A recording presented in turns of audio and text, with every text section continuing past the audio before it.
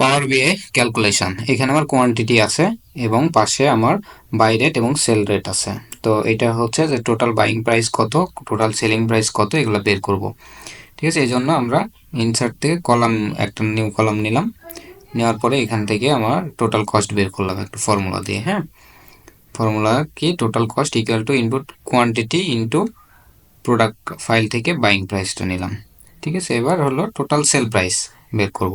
তাহলে total quantity into এখান থেকে আমার টোটাল সেল প্রাইস, এটা আমি বের করছিলাম, সে প্রাইসটা আমি নিলাম। দেন মাইনাস, এখানে ডিসকাউন্টের একটা অপশান আছে, ডিসকাউন্টটা আমরা এখান থেকে মাইনাস করে দিলাম। ডিসকাউন্ট পার্সেন্টেজ আছে, সো এটার জন্য আমরা একটা এই ফর্মুলাটা ইউজ করলাম। দেন এটা আমার ফ্র্যাকশানে আসছে, সো ডেসিমেলে আসছে, এটা হোল নাম্বারে কনভার্ট করে নিলাম যাতে করে ফ্র্যাকশন না আসে। দেন আমরা আরও একটা কলাম নেব যেখানে থাকবে আমাদের প্রফিট, কত টাকা আমরা প্রফিট করছি। নতুন কলাম নিয়ে প্রফিট কীভাবে আসবে, যে profit equals to total sell minus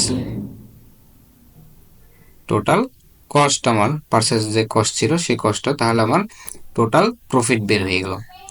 এটাকে আমরা হোল নাম্বারে নিয়ে নেব। দেন আমাদের প্রফিট পার্সেন্টেজ, তাহলে প্রফিট পার্সেন্টেজ প্রফিট ইকুয়ালস ভাগ আমার টোটাল যেই কস্ট অফ গুড সোল্ড আছে সেটাতে ভাগ দিলে আমার প্রফিট পার্সেন্টেজ চলে আসবে। প্রফিট এটা নাম্বার আসছে, এখান থেকে আমরা পার্সেন্টেজ করে দেব।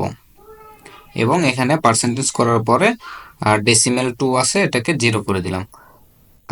হয়ে গেছে, একটু দেখুন আমাদের এই পাশে সবগুলো ফিল্ড হয়ে গেছে। Thank you so much.